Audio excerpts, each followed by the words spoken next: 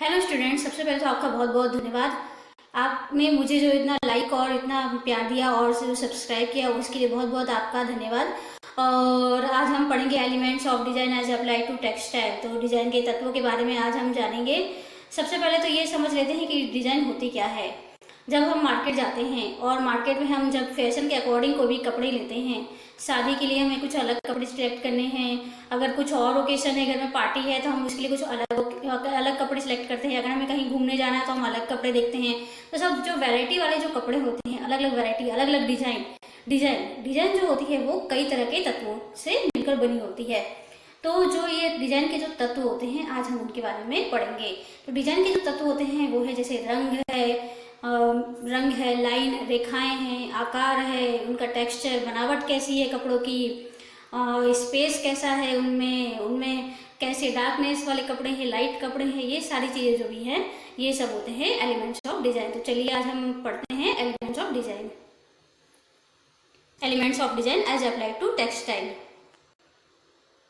सबसे पहला तत्व है हमारा लाइन, रेखा। रेखा रेखा की यदि हम बात करें तो ये रेखा कहीं से भी शुरू होकर कहीं पर भी खत्म हो सकती है। लाइन जो होती है दो तरह की होती है, एक तो सीधी रेखाएं होती हैं और दूसरी होती है वक्राकार रेखाएं। आपने देखा होगा हमारे कपड़ों में कुछ लाइंस बनी होती हैं, हम उन्हीं के बारे में पढ़ने जा रहे हैं।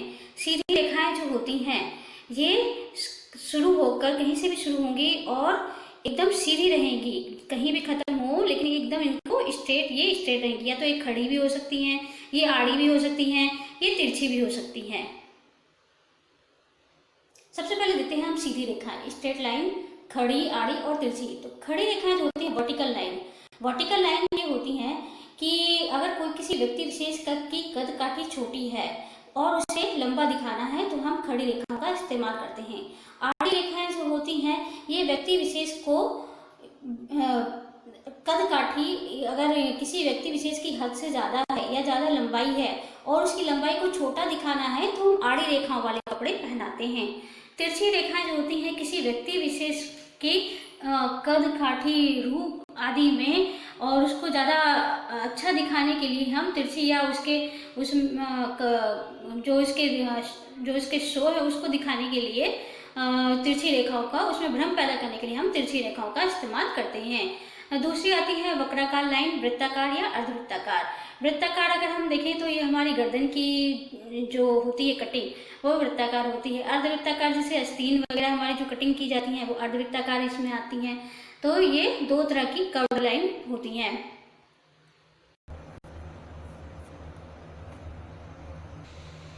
स्टूडेंट, हमारा दूसरा जो डिजाइन के तत्व हैं वो है कलर। कलर मीन्स रंग।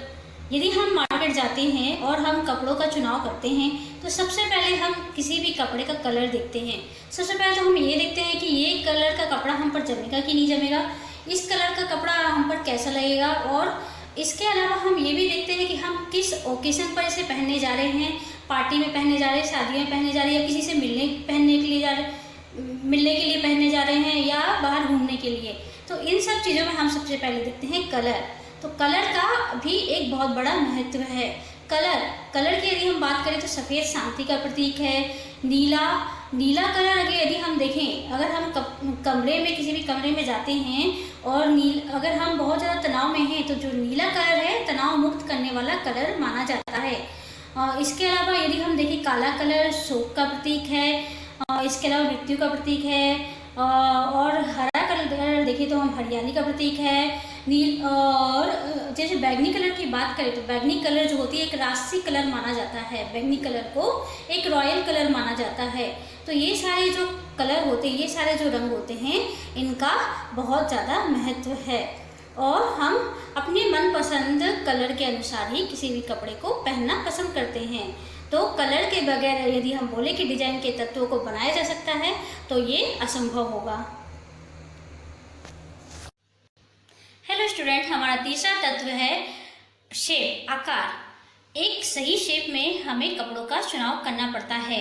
यदि हम कपड़े अपनी फिटिंग के अनुसार नहीं पहनते हैं तो वो कपड़े हम पर बिल्कुल भी नहीं जमते हैं। शेप का अगर हम देखा जाए तो ये कई तरह के शेप जैसे कि ओवल, सर्कल, रेक्टेंगुलर, आयताकार, वर्गाकार, स्क्वायर। तो ये कई तरह के शेप जो होते हैं, वृत्ताकार, अर्धवृत्ताकार, ये सारे शेप को मिलाकर जो डिजाइन बनती है वो डिजाइन हमें एक नया फैशन का के बारे में बताती है, एक नए फैशन को जन्म देती है। तो डिजाइन में जो सबसे बड़ा महत्वपूर्ण तत्व होता है वो है आकार। आकार, अगर हमारे कपड़े का आकार सही है, अगर हम ज़्यादा मोटे हैं या ज़्यादा दुबले हैं, लंबे हैं, पतले हैं, या हमें अपने उस रूप में भ्रम पैदा करना है या किसी तरह का हमें कुछ अलग से दिखाना है, तो जो शेप होता है हमारे कपड़ों का वो एक बहुत ही मुख्य रोल पैदा करता है, एक बहुत ही मुख्य रोल निभाता है। तो डिजाइन के जो सबसे महत्वपूर्ण तत्व होता है वो है आकार। हमारा चौथा मुख्य तत्व है फॉर्म, रूप।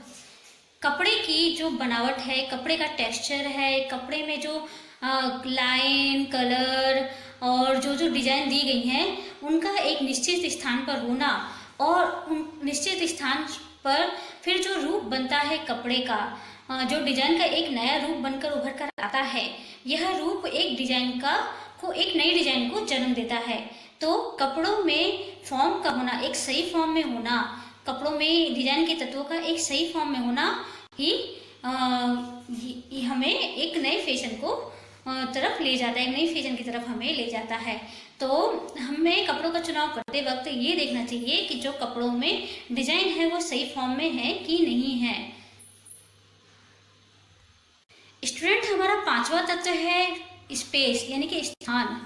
स्थान मतलब हम कुछ भी डिजाइन बनाते हैं अपने कपड़ों में, जैसे कि हमारी रेखाएं हैं, आड़ी रेखाएं हैं, खड़ी रेखाएं हैं, तिरछी रेखाएं हैं, या कुछ भी जैसे कि कलर है, कपड़ों का जो अलग अलग कलर हैं, तो कलर एकदम पास पास तो नहीं है, एक के बाद एक जो कलर है, जो एक डिस्टेंस होनी चाहिए, जो एक स्थान उनको मिलना चाहिए, वो प्रॉपर मिला है कि नहीं।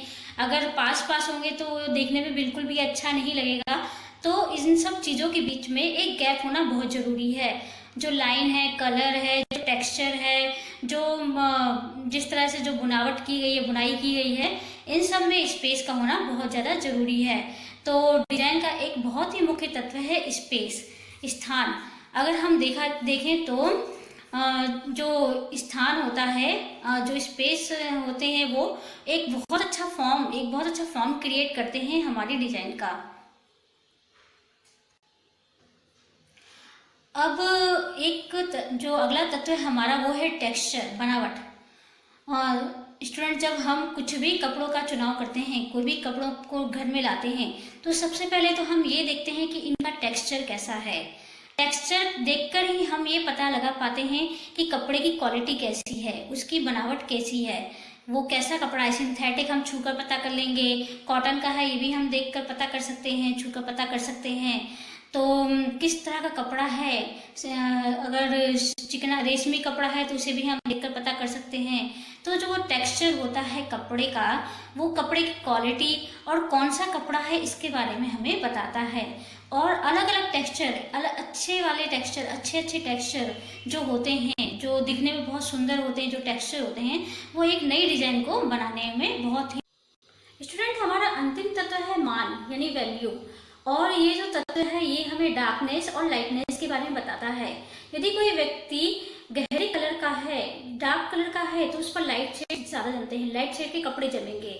और कोई व्यक्ति यदि लाइट कलर का है या गोरा है तो उस पर डार्क शेड के कपड़े जमते हैं। इसके अलावा जो डार्क शेड वाले जो कपड़े होते हैं वो हमें गर्मी का एहसास कराते हैं, और जो लाइट कलर के जो कपड़े होते हैं वो हमें एक ठंडक का एहसास कराते हैं। इसके अलावा दिन और रात में भी लाइट और डार्क शेड कपड़ों का सिलेक्शन किया जाता है। तो स्टूडेंट, आज हमने 7 तत्वों को पढ़ा। डिजाइन के जो 7 तत्व हैं वो हैं रंग, रूप, आकार, बनावट, मान, रेखा। ये जो 7 तत्व हैं, आज हमने इन 7 तत्वों को पढ़ा और इनसे ही मिलकर एक नई डिजाइन बनती है, और जो डिजाइन होती है वो एक अच्छे फैशन को जन्म देती है। धन्यवाद।